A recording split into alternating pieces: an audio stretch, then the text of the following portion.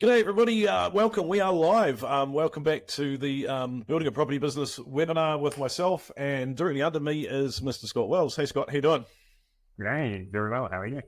Excellent. Thank you so much for gracing us with your presence this evening. And what a bloody fabulous day, I might say, as well. I wish I could find a hat and some streamers, maybe some rice or something to throw in the air. Obviously, I'm referring to the official cash rate easing today. And it just feels like all this pressure's been removed from the marketplace. Oh my God, like yeah, I'm pretty happy camper, to be fair. And I know that this has dominated the property news online all day today and this afternoon with Adrian Orr finally unclenching somewhat. Some would say too late. I would say thank God. But I just wanted to touch first, before we get into the main bulk of this information webinar, on what that means and what it actually means to us as property investors as well, because we love it. We're happy. It's a good start. Let's go. It's a positive move. But I get a lot of people who don't understand property very well or are new to this, and they go, what the heck? So first thing is I'll step back a little bit. So Scott and I were in Taupo this weekend, just been with 102 of my property clients all in one room together. And I've been away for a couple of months in Europe, been traveling, and my coaches have been flat out working with the clients and getting deals underway.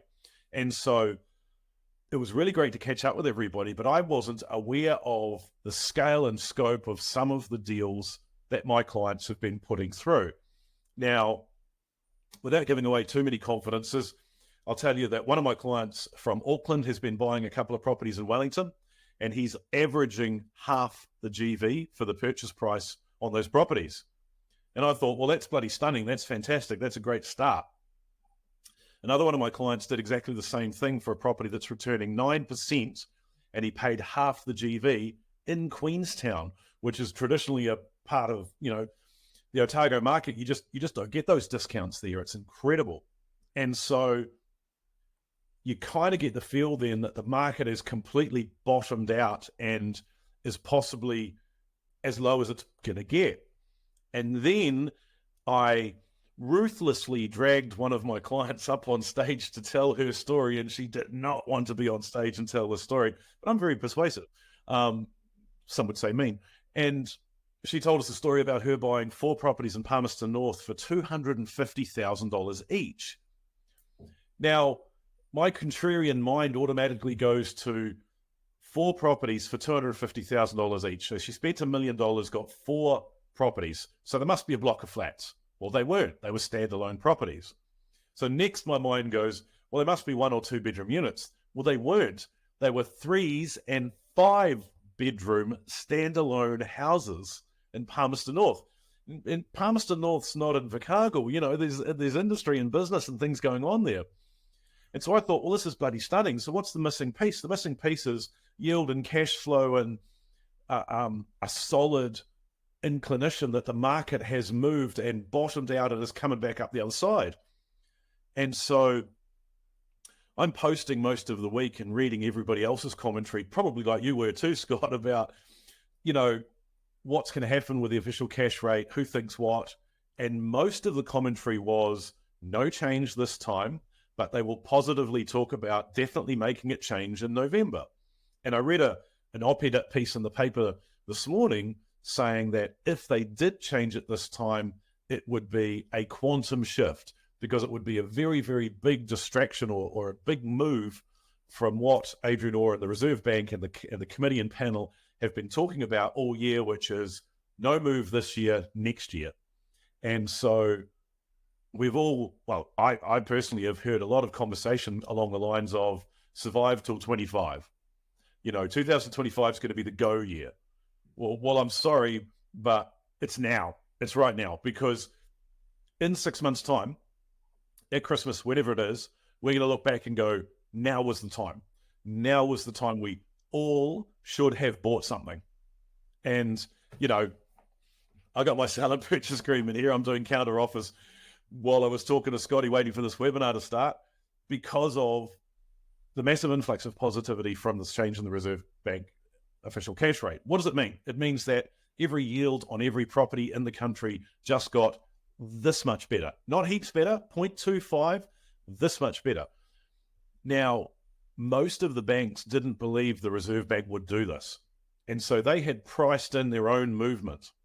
And so now that movement has happened. And so now they are not priced in. And so I would imagine we will see more drops in the fixed rates for most of the banks before the middle of next week. Kiwi Bank and ASB did it instantly, which means that they were probably a little expensive in the marketplace. And I would imagine all the other banks will follow as well. It's going to get really interesting. Now, at this point in most conversations, everybody says, well, Steve, if I'm coming off a fixed rate now, what should I do? Now, I can't tell you what to do. All I can do is tell you what I'm doing. I'm going at floating rate, or I'm fixing for a very, very short period of time, like 6 months. That's it, because I think interest rates will continue to go lower yet. So yields just got a little bit better. Every property investor in the country's cash flow just got a little better. Now, I'm all about me. But you guys too, but mainly I'm all about me, right? And that's great. That's great for me. But also, it's great for the industry because it should stop or slow down a lot of mortgagee sales and forced sales.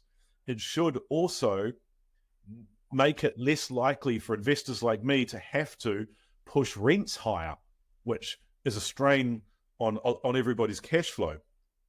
It also shores up the property market. It's a really distinct sign that we have somewhat bottomed out and are ready to come back up the other side. And these changes were priced in as though that this drop wasn't going to happen. So the banks dropped their rates thinking that this wasn't going to happen, and it has happened. So more drops yet to come. But the main thing that I'm really, really happy about is it's a really, really clear sign that we're on to the next part of the property cycle. We may still be in recession. There may still be some really hard times to go, but I personally am a pretty happy camper with this result. I think that it's a great result for anybody in the property industry, basically. What do you think, Scott? I've been ranting. I'm sorry. You've been sitting there patient. That's right. I was just looking at a glare on my head again. I need to sort that out. No, it's definitely the last sort of couple of weeks. It's felt like there's sort of a positive change in the market, and this is only going to sort of help with it. So I'm pretty stoked that the last couple of years we've been sort of slogging it away in the trenches and learning the skills and doing the hard stuff, so that when things really do start moving, we're in a position to hit pretty hard and hit pretty fast. Yeah, absolutely. And I just, it's really hard when you're trying to make money in the property market and the market's stagnant or the market's depreciating or the market's going down. You don't want to catch any falling knives. You want to be very conservative and very careful. And I also often think that the last couple of years, well, 2 years ago, when the market was absolutely booming hard out, it was even more dangerous because it was a bubble. It was always going to pop. It was always going to change. So a very gradual lift in the market, which is understandable and readable, and you can look at it and you can know your industry, know your market, and go, I know roughly what each tender or auction is going to get to within a few grand, even within $20,000, $50,000. It's such an easy way to make money. Well, it's an easier and less risk-adverse way to make money in the marketplace. So, yeah, a giddy like a schoolgirl, really, just very, very happy camper at the moment. So, tell us about yourself, Scott, because there's probably a couple hundred people online tonight who may or may not have heard of you, and you're the latest addition to our merry group of interesting Steves. Yeah, so I'm Steve Goodey. My head coach is called Steve Stark, and Scotty's now working with us as well. And he's got the haircut, so now we've just got to adjust the name, I think, right? Yeah, so I'm working on that part of it, and also working on the old property business. My background is sort of in civil construction, but always had a pretty solid passion for property. Been doing property for about 9 years now. Not terribly successfully, working like a mum and dad investor up until a couple of years ago. Yeah. So now, made some changes, some big moves, and things are really starting to rock and roll. Yeah, no, excellent. And you and your partner Kayla have been actually like instrumental in the last sort of 12 months in putting in a huge amount of offers and racking up an incredible level of activity. And it's an interesting thing to watch the market change from your perspective, I imagine, because you've gone through quite a few years of property investment now, and it's different now than it was a year ago, even 2 years ago, right? Yeah, for sure. And yeah, I'm not the brains or the smarts of this operation, but she's probably out there doing some deals or something for us at the moment. But yeah, it's definitely becoming a great time to be in property. And yeah, we're getting a lot of offers out there and really starting to get some momentum. Yeah. And when you say a lot of offers, you're talking like a heck of a lot of offers, right? So how many offers are we putting out there, and how often, and what sort of level of activity are we talking about? It fluctuates and varies a little bit, but we're always, we've got checklists of how many calls, how many emails, how many, check-ins, whether the property's hot, cold, warm. But in the first sort of 12 months, we took up the challenge of 100 million. I think we did 120, 130 million in the first 12 months. I think we're maybe 20 odd months in now. We're maybe 200, 250 million or something at the moment. Yeah. Yeah, that's insane. And you get where I was coming from with that challenge, right? You become a very, very different investor with that level of activity, but also you get really well known by your local real estate agents, and they start treating you differently, and you end up being given different deals and shown different stuff, right? How did that manifest for you? What was the point where you went, shit, I'm actually quite good at this, Well, I don't know if I'm quite good at it, but we're definitely pushing the button and we're trying. But yeah, I guess to start with, you make a little bit of a fool of yourself as you do when you start something new. But having sort of peers and having you guys around definitely helped with that. And yeah, we developed the skills, and now the phone's sort of starting to ring in the opposite direction. Things are getting brought to us. Yeah. So that definitely helps to keep the wheels moving when people know that you're in a position to buy. You're always looking. Yeah, it's definitely becoming easier as you get better and you streamline your systems. So you're also faster at doing the things. Yeah. Yeah, JT, good question there. It wasn't 200 million offer. It was $200 million worth of offers. Interestingly enough, A couple of years, I think that. He offered on everything on Trade Me 5 times. No, the idea around it is like, if you're working in the Auckland market with a $1.2-1.3 million average, it's only 2 offers a day.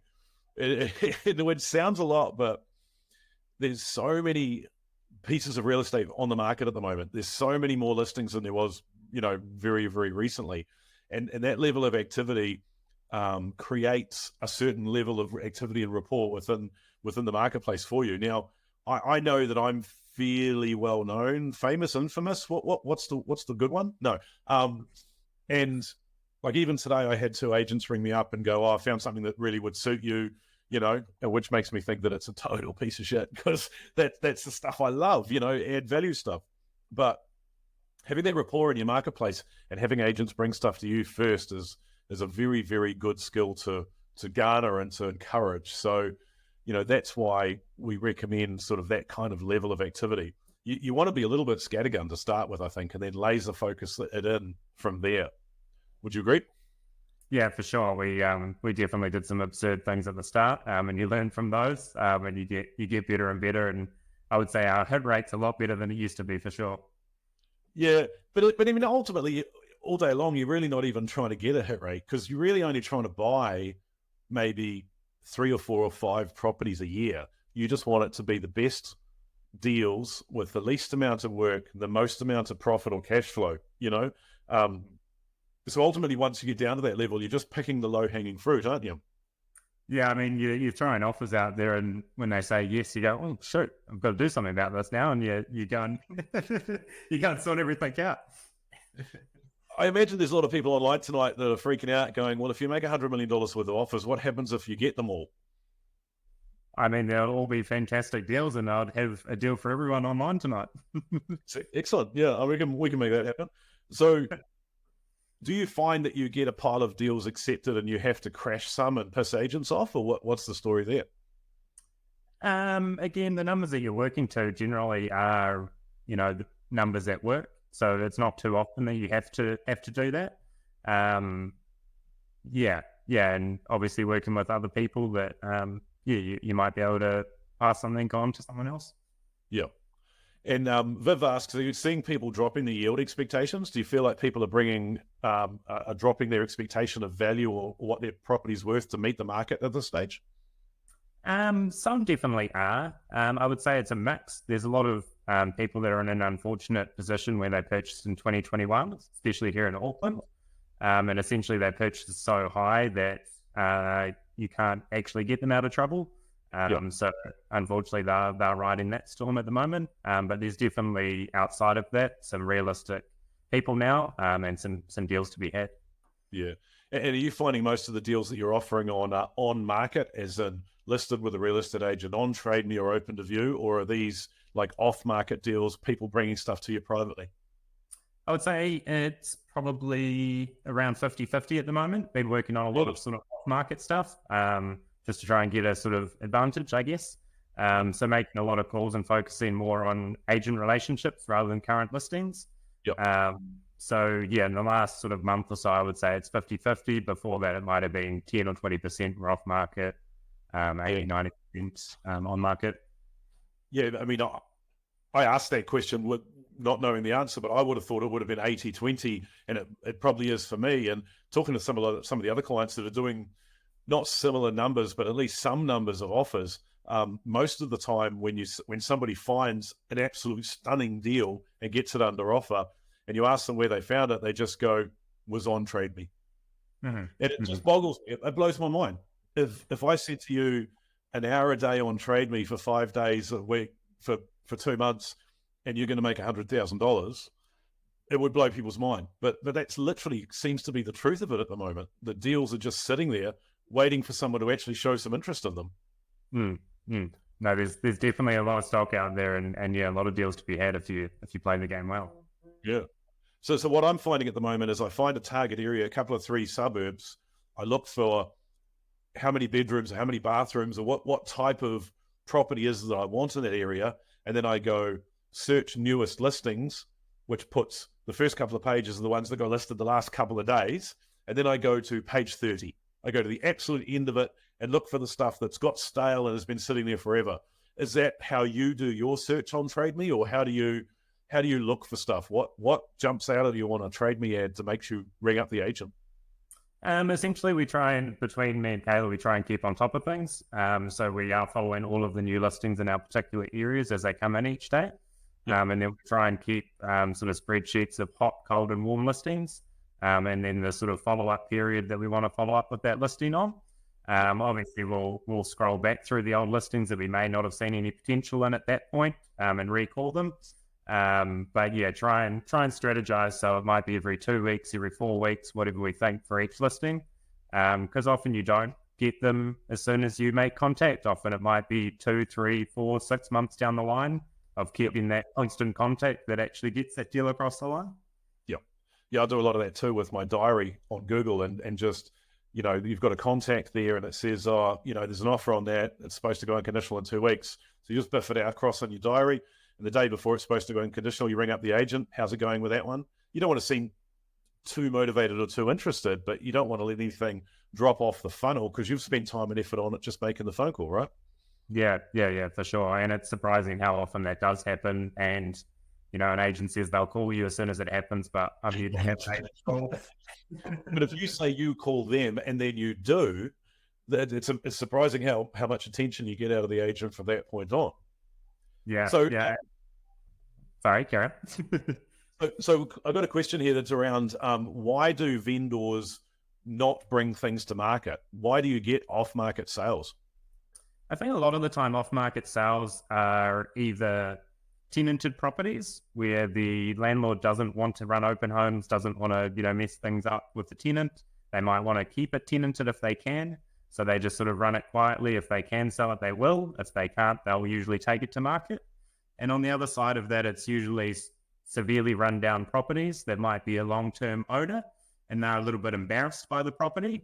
So they would prefer that a specific type of buyer comes through quietly and looks at it and it just sells quietly in the background rather than everyone seeing, how they live or so forth.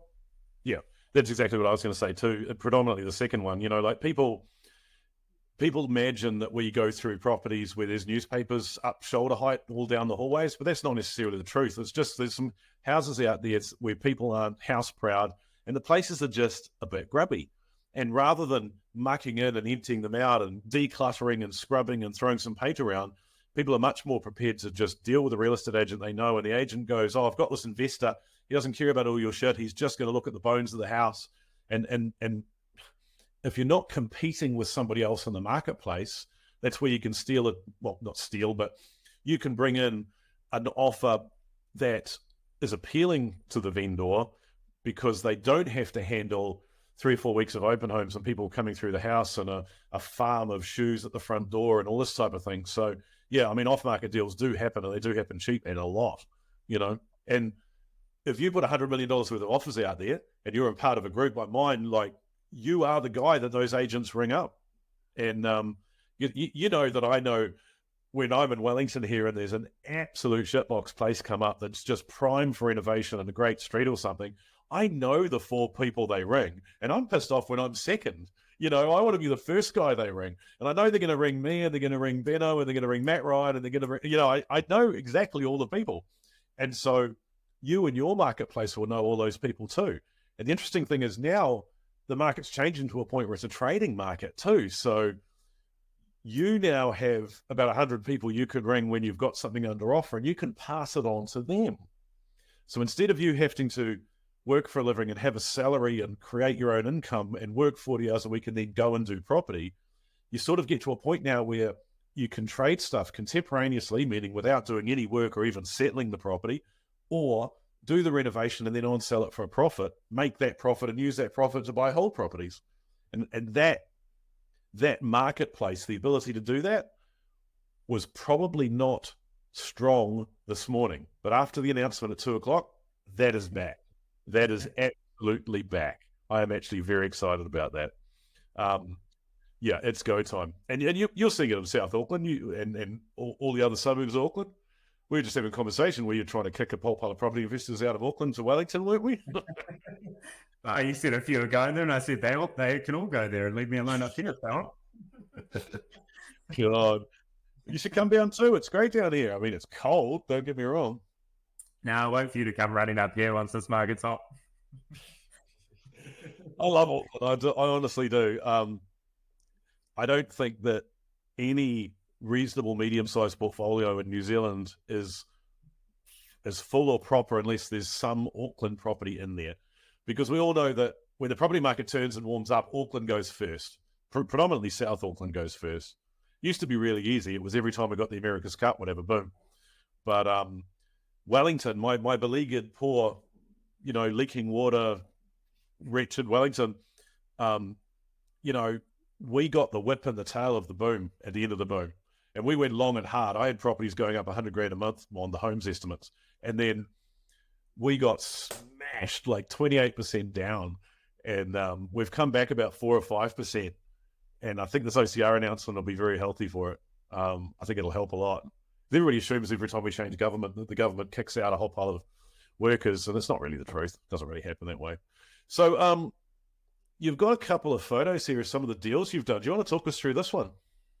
Sweet. So this was actually a JV project with another of your clients in the group. So that's a joint venture for those of you that are just new and fresh and following along. And it basically means that one person bought it, the other person did the reno, and they shared the profit. Is that roughly how it went, Scotty? Yeah, exactly how it went. Yeah. So this was just a quick little 2-bedroom flip in South Auckland. So we turned this one over in 15 days from settlement to being back on the market. Wow. And we were 49 days settlement to settlement. So we really pushed this thing out as fast as we could. It came up pretty good. We were pretty stoked with the results. That's insane. So, yeah, basically a 2-week renovation, start to finish, and you own the thing entirely for under 50 days. Correct. 49 days. Yeah. Wow. So your holding costs are about, $4.50. And what was the renovation cost on it? This one was 28 grand, I think we came in at. So yeah, pretty sharp renovation cost as well. And what else did we do? We obviously painted it, sorted the fences out. Did you move that shed or just paint it black? And it's actually behind us now in that second picture there. So we moved it right into the corner to add more space. We cleaned up the whole property, removed a heap of the hedging, put a nice garden down the side, sort of paths, sort of the carport. And then we've got, I think, some more pictures and continuing slides of some of the interior, just freshened up everything. And what suburb was in Auckland is this in? This is in Manurewa. Yep. Always great hunting grounds in Manurewa. Yeah. Love Manurewa. So yeah, you've got these next pictures here. So just a general tidy up. You got the bathroom, the laundry, toilet. Just made it all super clean, white, tidy. And yeah, sort of open to as many buyers as possible. Essentially, is the sort of goal and plan with that one. Yep, clean and plain. 28 grand though, that's a huge difference, flooring and everything. How much work did you do yourself? Were you there day and night sort of thing? I was quite involved in this one, if I'm honest. This was when this was just before Christmas and the market was a little bit shaky. So jumped in quite a bit on this one just to make sure that the numbers worked well. They ended up exceeding expectations, so we were pretty stoked with that. But that was kind of a safeguard of being there a reasonable amount and wielding a paintbrush here and there. Yeah, fabulous. It's really pretty easy to spot the difference, The one on the left, the toilet seat's up. The one on the right. Yeah. Put that down, some fresh lighting. That's all you did. Takes over a few light switches, because you're a property investor, Oh, yeah. So, yeah. All you got to do is just take away the grubby shit and just make it clean and tidy. Like, it's so many dark colors in these old places and small windows, and you just want it to be clean and smell nice, really. It's not that hard, is it? No, not at all. So I think we've got another slide of some pictures there. So that was the kitchen that came up pretty nicely. So again, just pretty basic, plain and simple, but everything that you need for a 2-bedroom unit. And nice and fresh, and a few little extra touches in there to make it appeal. Yeah, and you just painted over the wallpaper there, did you? You didn't re-jib or anything? You couldn't have done that for 28 grand, right? No, we skimmed the joins, pigment sealed it, and then painted over the top. So it was pretty smooth and pretty tidy. But did not remove it in that short period of time. No. And that's the original cabinetry with some paint over it and a new bench top. No. So that's all new cabinetry. So they got fully new kitchen in there. Yeah. Fantastic. And so it's sold in 49 days, point to point. What sort of money did you make on this, if you don't mind me asking? Between us and our JV partner, I think it was just under 90 grand was the profit to split. Yeah. And you just split it 50-50 with a joint venture partner? Correct, yeah. And they were one of my clients who's in the country or not in the country? Not in the country, that one. So literally this person looked at the project, put some money into it, just totally left you to it, and banked a $40,000+ profit. And yeah, I mean, we checked in every day and things, but yeah, essentially she was offshore. She had a good amount of involvement in the sort of design and planning, but then just left us and trusted us to do the job and get it done, which we were able to achieve. Yeah, that's fabulous, Yeah. And then there's 45,000 or whatever, profit or beer vouchers per person who was involved in the joint venture that they can use to prove your income for this year, for next year's tax, pay some tax on it, and then use that for borrowing more money and doing more deals. Yeah. And it's just amazing to have those people, and even just have people to talk about property with. So you're not with friends and family, it's not quite so easy to have those conversations. Absolutely. Yeah, well, I mean, most of the people online tonight will have seen that the last few days I've been doing some of these coffee mornings again, and I sort of, got into one in Auckland yesterday morning in Herne Bay, and there's about 20 people turned up, and it's exactly that. Everybody just wants a community to be a part of, and that's why I'm doing, for anybody online tonight who's from Wellington, I'm doing one tomorrow morning, 10 o'clock in the morning at Prefab in Jesse Street in central Wellington as well. So if you're around, come say hey. It's no charge or anything. It's totally free. I'm not even going to talk you into anything uncomfortable. I'm just, drink coffee, talk property. Yay. I mean, it's what I'd be doing anyway. So let's go. So this one's a different project? Yeah. So this is some hold units that we've got. So this is 3 units, as you can see, in very fine condition. I don't think there's another slide on this one, so we can just talk you through it. But essentially 3 units, very bad condition. Actually living in one of them now, and the other 2 are just on completion sort of in the next week or 2, and we'll be renting those out. Essentially the reason for that was nice central Auckland location, and with the rent from the other 2 units, it's improved our income, so that we have more buying capacity, and are in a sort of more stable, better position. Yeah. And so that sort of comes to the title of tonight's webinar. So this is part of you actively becoming a professional property trader, developer, renovator, professional. So how does this work into your strategy of what it is you want to be doing in sort of the next year or 2? Essentially, sort of, we'll be flipping and sort of doing contemporaneous deals. They'll be sort of bringing in a bit of cash flow, so we can buy sort of better whole properties. We've got sort of one underperforming whole property that we'll probably do something with this year, swap that for something better.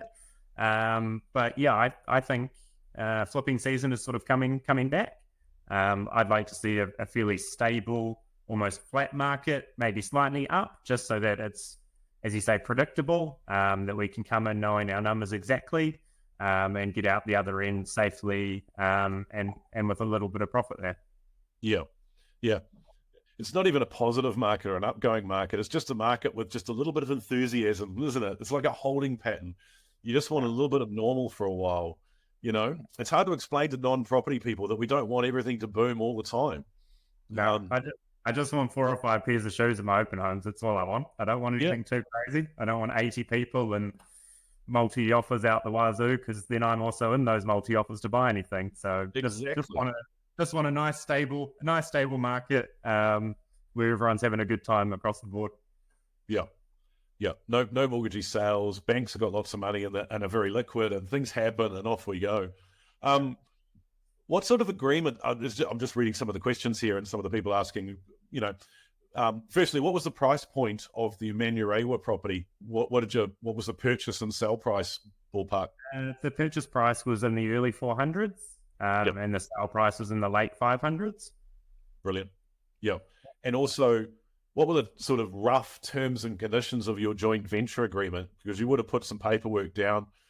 What was the consideration there? A couple of pages, both agreed to certain terms? Yeah. Essentially, come up with the terms. Steve Stark, your head coach, he is a wizard, all this kind of stuff. So, got it all noted down and came up with how it works, and basically split it down the middle. That's the sort of nicest way to do it, and the easiest way to do it. And everyone's happy with the outcome of it. There's no arguments. Everyone's got their position, their role in the project. It's, I guess, in an uncertain market, it just also adds a little bit of security as well. You're sort of each taking on a little bit of risk, and you can do sort of multiple projects with different business partners and things. So it's definitely been a huge benefit to us, with knowing the right people and having, those opportunities come up. Yeah. I mean, I love a good healthy 50-50 split with those joint ventures, specifically because you and your joint venture partner are equally taking on any risk of loss. So you're both looking at it closely. You're both doing due diligence of your own, comparing numbers. You're both looking at it real closely. You're also both taking equal amounts of any profit. And in this case of the last Manurewa one, it was a $90,000 profit. So you're both putting in enough time and effort, even if the other partner was offshore, to want to make an extra dollar, because you get 50 cents each out of that, and to make the highest profit, possible out of it. So I think it's just a real nice, level and even way to have it work. So, and I love that. I think it's a great way to go. I think in a lot of reality, uneven splits really don't work that well. If it's an 80-20 split, why did the 80% guy need the 20% guy at all? You know what I mean? Like 50-50 just works. It really does. Yeah. And in this instance, you would have done an awful lot of on-site work, and they would have put an awful lot of cash into it. And so, everybody had their part to play, Yeah, and you just get those terms down on paper, so everything's pretty clear, and you have an understanding of, your exit price and the strategy and the renovation. And there's no tears at the end, which is fantastic. Yeah. Chris Ipkins says Parliament isn't really working out too well for him. I think Grant Robinson's on the call too, and he's looking for some additional income. I think Adrian Orr might keep his job for another week or two. We'll see how that one pans out. He might be, tail between his legs in no time as well. I mean, there's always the United Nations. I reckon that's really good for PMs. Nice to get them out of the country. I don't want to get political. I don't, but I just wish they would let people make some money. It's good for everybody. Just take your hands off. Let God take the wheel a little bit. Okay, sorry. Mental breakdown averted. So you mentioned this as a hold, and so I'll explain that a little bit more. So this is a property that you purchased with the intention of owning it for a long period of time. So you're living in one, you're renovating the other two. The other two will get decent cash flow. You probably move out of the one you're in and go and do something else and rent that out as well. It'll become a long-term investment property. What sort of money do you expect to sort of make out of this project? What's the end game when all three renovations are done? And the end game of this one is that it'll have a good yield on it. And it's also basically a development site that we're just holding on to. So it's already got resource consent and plans drawn up for it. So the plan is in the next 3 to 5 years, either we will develop this site or we will sell it to someone else to develop this site. So we're just working towards that. But in the meantime, we haven't had to spend crazy money on the renovation, and it'll keep itself afloat. And in the next sort of 12 months, we'll more than likely move into something a little bit different. So it's kind of a land bank, but it's a land bank that cash flows itself, so it's less risk at all, I like that. Yeah. I love stuff that's got income. I hate empty sections, I honestly do, Nobody's got the nets for that. Yeah, and in the meantime, we'll be able to draw a decent amount of equity out of it and carry on our way. So, the value will come up quite nicely. So walk us through this particular project then. What are you doing here? Cool. So this was a couple of new builds that were completed for us the end of last year. I think just a couple of days before Christmas, they got sign off. So this is two bedrooms. So this was basically just purchased at a good price. They yield well, wash their own face, and basically just forget about them. Low maintenance, easy care, built really well. Yeah, just I guess following the mantra of buy quality assets and own them for a really long time. Oh, I've heard that before. Yeah, I might have made that one up myself. So on the left there is the artist's impression of what it should look like, and on the right is the actual reality. Is that how it works? Yeah, not too bad, eh? Pretty close. Yeah. Compared to some things that I've seen you show, from picture to reality, it's pretty damn good. Yeah, not bad at all. And so these are where? These are in the Taranaki. So we have a few rentals in the Taranaki. Just we like the area, and it yields fairly well. So Beautiful. Love that. Very cool. So obviously been a lot of lessons putting in $100 million worth of offers. What do you really reckon some of the important ones are? What have you had to do? Like, is it have a thick skin, don't take no for an answer? Well, I mean, what's really jumped out at you? I think perseverance is probably the biggest thing. And sort of realizing that a sticker price isn't the price, and relationships and checking in with agents and things is very important. I guess prior to the last sort of year and a half, 2 years, my strategy was, call the agent, act mean, pin them against a wall and say, take it or leave it. But not in every market that works. So I think definitely creating some good relationships has definitely improved our results substantially. And being resilient to the no's has also been really important. Realizing that it's just a part of the game and you're going to get a lot more no's than yeses. But you get the results speak for themselves. Yeah. And how do you think your offers have changed from 12 months ago to sort of today? Because it's a really different market now than it was a year, 2 years ago, right? Yeah, I mean, a couple of years ago, you were bloody offering twice what they wanted and, settling the next day. Whereas No due diligence, no title search. yeah, no. Is it a house? Yeah, I'll take it. I understand. Thanks for coming. Yeah. Whereas, yeah, you've had the opportunity to do a little bit more research and get a little bit more due diligence. Yeah, so that's been a big help, is sort of having that side of it, being able to do that work up front rather than trying to grab something and then rushing through that. And also there just hasn't been the same amount of purchases out there in the market. I always sort of think it's, 3 or 6 or 12 months after the point everyone should have bought that they start realizing that they should buy. So yeah,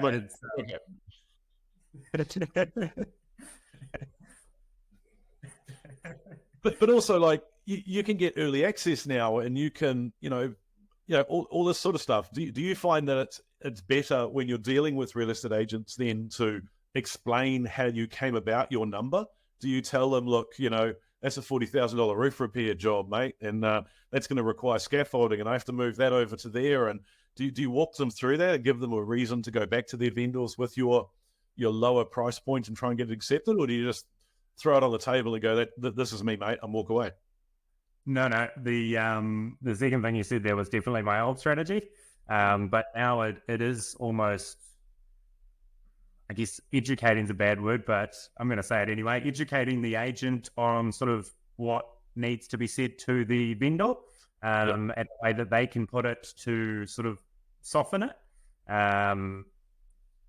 We are here to make money, but there is rationality to it as well. So yeah, you can go through it and say, this is what I need to do here. What do you think the resale value might be, or what can I rent this property for?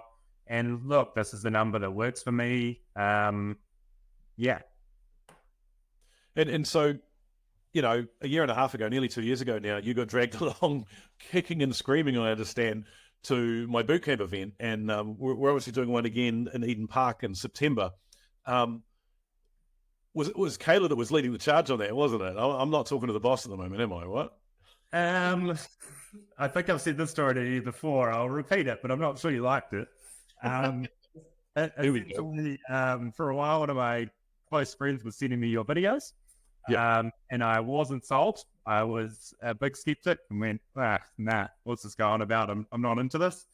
But kept sending me videos, saw one of your events coming up, and went, oh, well, bugger it. I've been to 100 events. I might as well go to another one and sort of see if this one is, good or bad or whatever. And then, you somehow twisted my arm at that, and here we are. Well, and everybody knows that I'm a property coach, so I run a property coaching program. I do mentoring. I work with a whole pile of clients. But forgetting about all of that, what did you actually learn at the event? Like, what struck you about the event?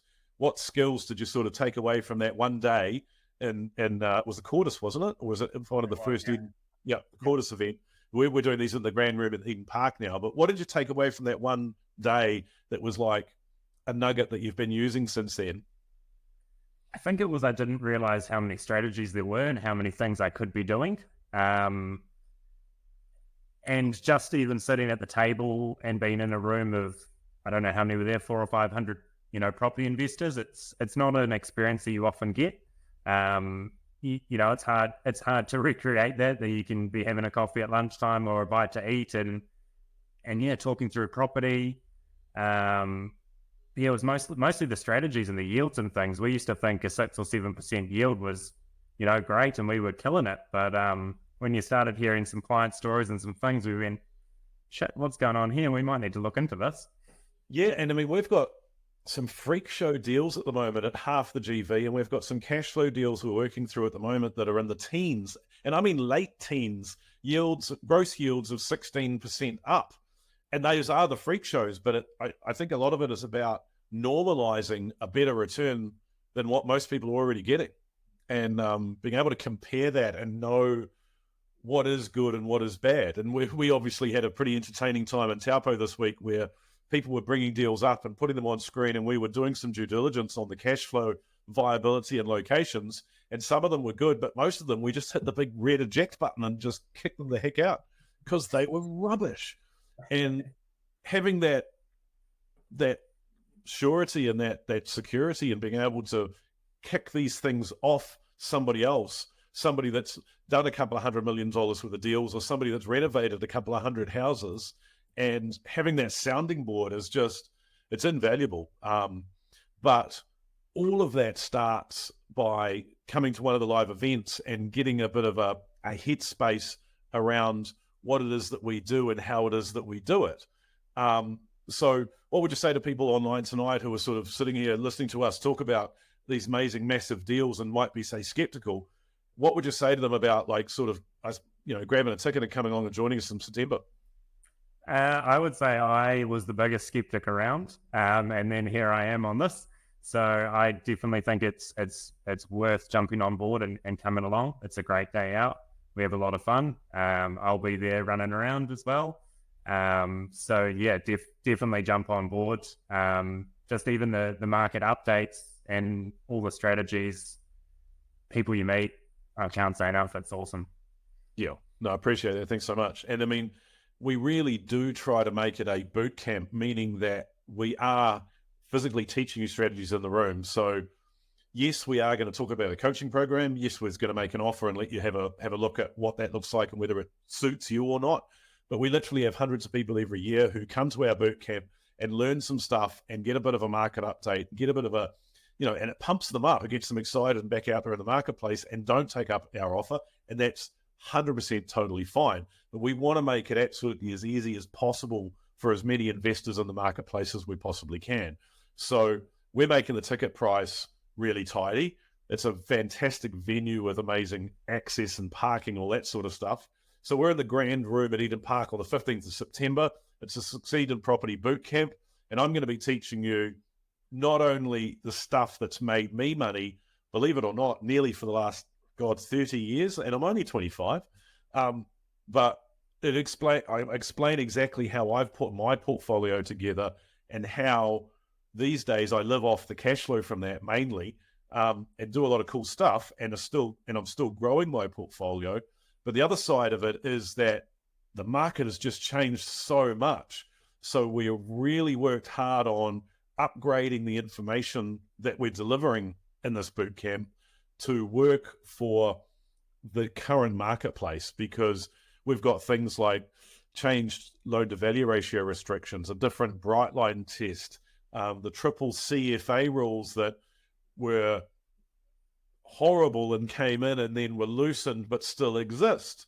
We've also got things like, lower interest rates and the OCR coming down, and people with portfolios who want to learn the best way to ride that interest rate gap back down again in the most safe way possible. And then also how us and Scotty and a lot of our clients are buying deals at literally half the GV.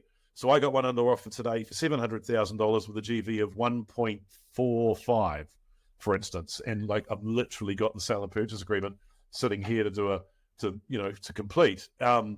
And we're showing people exactly how to do that, because you can teach everybody everything you know, and they will still never compete with you in the real estate market. I love that about it. And we're just going to show people how to get an unfair advantage, how they can win in the property market. And we're going to cover absolutely as much as we possibly can. Now, those of you that were online last week would have listened to myself and David Windler talking about finance and got a bit of an update there. And we got some great feedback. Everybody thought that was a fantastic webinar. And I hope you've really enjoyed this webinar. We've got 4 more to go, and I'll explain what those are shortly. But imagine how much we can teach you in one day in the room. Now, the important thing about that one day in the room is that people like Scotty and Kayla and some of my other clients, about 20 of them, are going to be crewing the event. So it's not just going to be me, Steve, the big head talking at you. There's going to be a whole crew of people running that event, running the boot camp for the full day, who are all doing exactly the same thing that you want to be doing too. Cashing in on, really smashing great cash flow deals and actually making it happen. And so the networking is absolutely amazing. And so that's why we have an investor panel, which means that we get 5 or 6 of the clients that have actually done really, really cool stuff in the last 12 months. And most of them are, well, let's be fair, all of them are not professional presenters, and they don't want to be there. And I make them do it, and it's evil of me.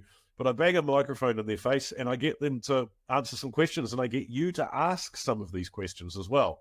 And that's part of one of the most powerful parts of the day, is watching an everyman investor, not just, Steve from the Facebook thing saying the words, but watching people from Palmerston North and Christchurch and north of Auckland and Whangarei who are putting together incredible deals and in possibly your marketplace that you could be doing as well. Now, to make that really, really cool, obviously, we bring in a lot of other professional advisors. And if you're on last week's webinar, you would have heard from David Windler, who's our lending specialist. And we've got Matthew Gilligan, who does a lot more than just tax and structures. He's trusts and assets and wills and accounting and a little bit of legal.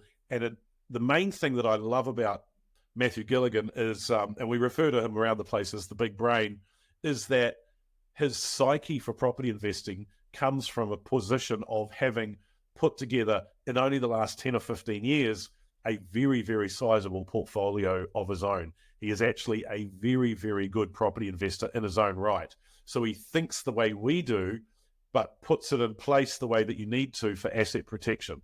Great stuff as well.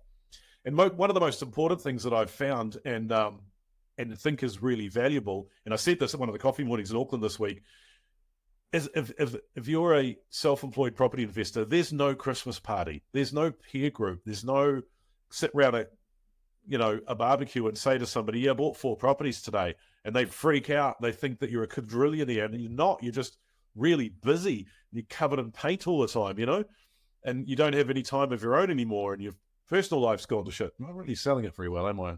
Let me back that one up. You're going to make some money, you're going to be wealthy, but it's hard work. And we know this, right? It's no easy trip. But networking with those like-minded individuals becomes so incredibly important. Like having that positive peer group of people that go, I had that problem. Yeah, you'll get past it. And just, thank God, it makes a huge, huge difference. Because we want you to network in the boot camp on the day, what I've done for the last couple of years, which has just worked so well, is we cater lunch for you as well. We actually literally buy you lunch, put a whole pile of lunch on the table and give you a big feed for lunch, because Eden Park's not actually that close to anywhere you could eat. And getting you out of the room and then back into the room is a pain in the bum. So we will feed you in the room so you can wander around and talk to people from other tables. I don't mind if you pass out a couple of business cards, have a chat to people. What are you doing? How's that relate to what I'm doing? And we have a lot of fun with just getting people to talk to each other. And I've most definitely had people come to my boot camp, use a few of the skills that they've learned at the boot camp on the day to secure property deals and get them under offer, and then do a joint venture like Scotty was talking about with somebody else that they met that was sitting around their table at the boot camp as well. So you never know, you might trip over your next bank, your next funder, literally at the event, because we have some very substantial and financial people come to these boot camps. I was trying to explain this on the weekend in Taupo to my clients, but it's a movement. It is absolutely a movement. And I think that it's become, and I love this because, I've got a hell of an ego, but I love this because I feel it's become a property rite of passage to come and do at least one of my boot camps at some stage. And that's why, obviously, I'm going to make it as easy for you to possibly do as I absolutely can. So we're going to do a webinar special offer because you took action, because you showed up, because you stuck around with me, and because I love you lots, and so does Scotty. And we're going to do a VIP upgrade. So somebody who buys a ticket today is going to get upgraded to VIP. You buy a standard double ticket, we'll upgrade you to 2 VIP tickets. We're going to make it super, super easy for you. All you have to do is go to stevegoodey.com/Auckland, enter the code webinar on the booking form, and you'll get 25% off. It's for the first 25 sold. Now, we did this last week. We sold more than 25. We made sure everybody got the 25 off. I think we sold 28 or 29 by midnight that night. And we've got another 25 to go today. We've got another 4 webinars or something. So let's finish this year with a big bang, because holy crap, this OCR announcements means that it is go time. It is on. It is time to get this done. And so we've got 4 webinars to go. And I'm going to give you a quick rundown of what they look like. I'm top left here. I'm going to give you a one-to-one webinar right before the end, just basically talking about how to make the most out of the event, how to get prepared, how to look at your finance, how to make the absolute most out of the boot camp. On the right there, my mate Shane, who I was catching up with yesterday, is a prolific property trader. He was a client of my coaching program about 12 years ago, and he's the one that caught the ball and absolutely just ran with it. He's now a licensed real estate agent running his own agency, does a lot of sales, a lot of trades, and just does a lot of stuff really, really right. Based out of Herne Bay, and also does a lot of stuff that cash flows really well out of South Auckland as well. Underneath Shane there, we've got myself and Mr. Mark Trafford. Mark runs one of the biggest renovation companies in Auckland. And apart from being a really buff guy, man, I'd seen him for years. And man, he's got big. Dude is huge. He's also, it makes no difference, but it's kind of funny to me. He's also one of the most prolific property renovators and knows where to put the money to get the best return. Very, very commercial. And obviously, bottom left there, myself and Matt Gilligan. And talking to Scotty before this webinar, actually, we always wait for Matt's market updates because, for one, he's never wrong. And two, everything he says is so incredibly well thought out, and it will set you up for the things that you should and would want to be doing for the next 6 to 12 months if you take what he says for gospel, essentially. He's a very, very good property investor and professional at market commentary as well. And so him and I bounce off each other quite well because I'm very entrepreneurial.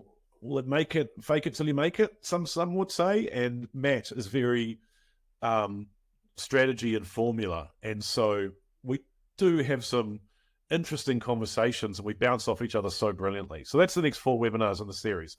So I'm pretty much done. And I got to thank you, Scotty, because you've been sitting there valiantly listening to me rant on. But if you have any questions, chuck them in the questions comments side there. I'm going to read them out, and Scotty and I are going to cover them off if we can. In the meantime, you can sit there and jump on another screen and go to stevegoodey.com/Auckland, put in the webinar code, get you 25% off. I also really do appreciate the humor of all of the people that have jumped in to the comments section as Grant Robinson, Chloe Swarbrook, Winston Peters. You guys are nearly as funny as you think you are. That's not bad. Yeah, not bad. Not bad. I see Winston Peters is flipping burgers for Grant Robinson. Any real serious questions would be willing to, got one question here. Do you have another boot camp later in the year? No, we don't. This is our last major event this year. They're very expensive. They're very hard work. They're bloody exhausting. And we don't do that many of them. They're a very big event. If you get 400 or 500 people in a room, that's pretty large.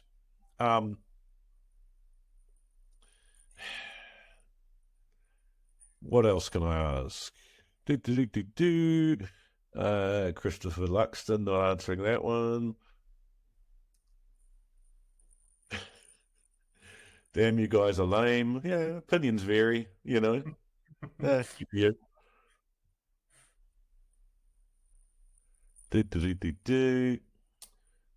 Let's talk about the cost, Steve. Sure. Okay. The cost of the bootcamp event for 2 people is under $100.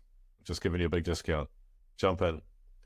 I'll teach you some stuff. You'll learn some cool stuff. Trust me. Christopher Luxton says that he's still a tenant. Well, we can help you out, get you into your first home. No problem at all.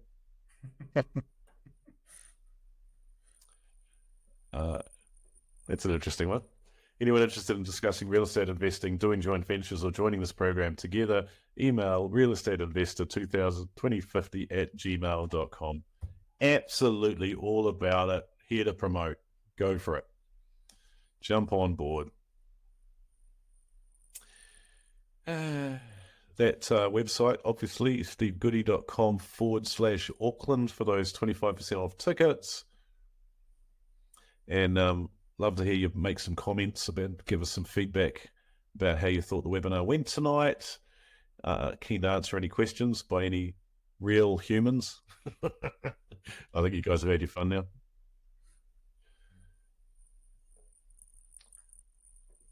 Max, love the webinars. Thank you. Appreciate it. We'll try and make it a bit more serious next time.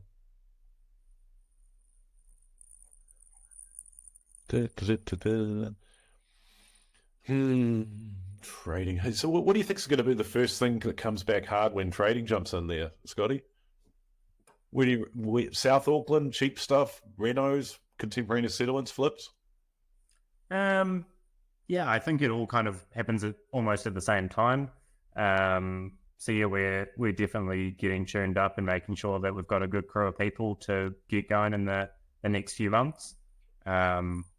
Yeah, I think it's the perfect time to jump on board and learn the skills because it's only going up from here. Yep. Yeah. This is an interesting one. Mortgage advisor suggests will not be ready till next year. Thoughts? I reckon the market's going to be ready this year now because of this OCR announcement. They could have left the OCR where it was and had strong language to suggest a drop in November, and instead they've done it now. I'd be very surprised if we didn't see a lot of drops from the Main Street banks even as early as tomorrow, honestly. Nick says, where do you find real deals in the current market? Honestly, trade me.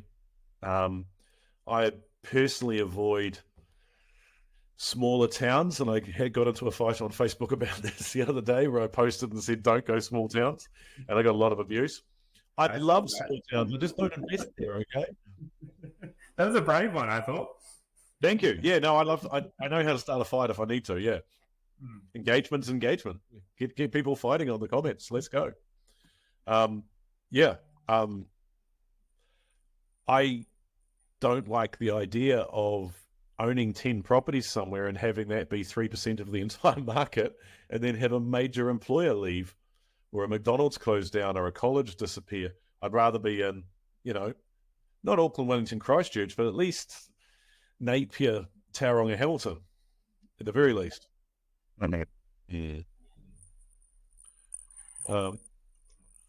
Glad everybody's being entertained by the comments.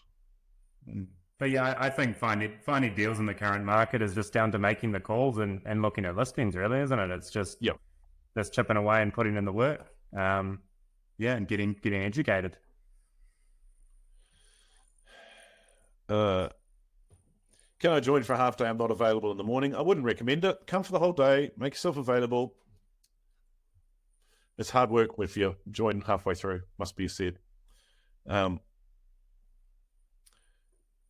Steve says, just bought 1 and 2 and discount didn't work. Send me an email and I will fix that for you immediately. I'll get my admin guys onto it. We'll get that one sorted out for you. Thanks for grabbing your ticket, though. Heaps of people jumping in, grabbing those tickets now.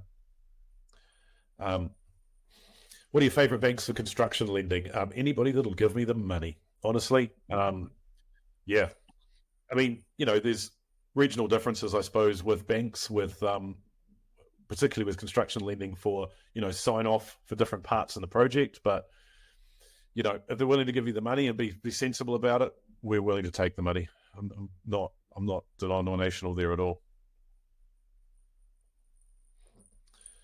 Nick, how do you find undervalued deals? Definitely not on TradeMe. Yeah, absolutely on TradeMe. The one I got this week that's half the GV was sitting on TradeMe for months and nobody looked at it.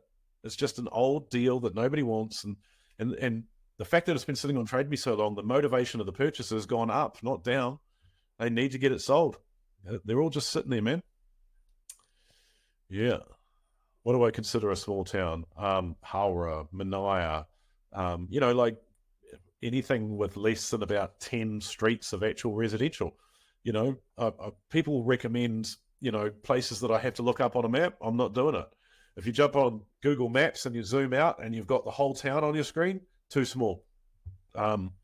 You want a 1 or 2 major industries to disappear and the whole town doesn't implode, Josh just got his tickets, his whole fight. We've got, we've only got about 6 more of those first 25 tickets for the discount to go. Yoicks. This is a good one for you, Scotty. There you go. Do you use your civil construction skills in your property development ventures? Is it reciprocal skills?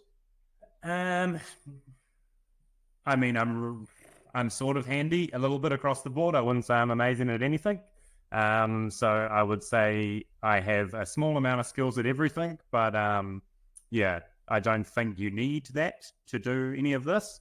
But you need to learn and understand how everything works so that you're on top of it. Yeah. I think one of the real questions that we people get here, and I get the idea of it, is do you need to be a tradie? Do you have to have know which end of the hammer you hit with? And honestly, I got the softest hands you've ever seen. I've never done a day's work in my life. Honestly, you really don't need, you need a little bit of knowledge and a lot of resilience, but you really don't need to have any physical skills.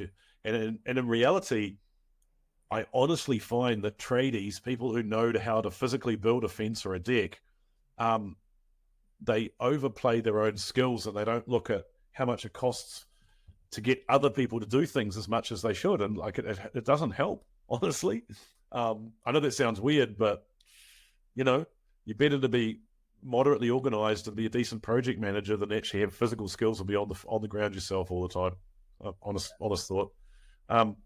Uncle Chris Luxton here asks why half of GV. That's just where it landed, but I thought it was just quite stunning to be able to buy things for half of their GV at the moment. Crazy. Invercargill, Dunedin, okay, yeah, absolutely. They're not tiny. I'm just against tiny places. We could all own 20 houses in the smallest little place in the country, but I don't want a portfolio that looks like that. Thanks very much. Yeah. All right, cool. Well, look, those ticket sales are still banging along. People still grabbing their tickets and jumping on the website there. So I'll leave that screen up. Scotty, thanks so much for giving us an hour of your time and your your opinions and your thoughts tonight, and helping me celebrate the OCR reduction and being a happy camper. We really do appreciate it, and I look forward to catching you next time I'm up there in Auckland. And I'm sure everybody's stoked to have you on the webinar tonight, and look forward to the next one next week. Awesome. Thanks very much for having me, guys. Anytime at all. Thanks, mate. Cheers for that. Bye.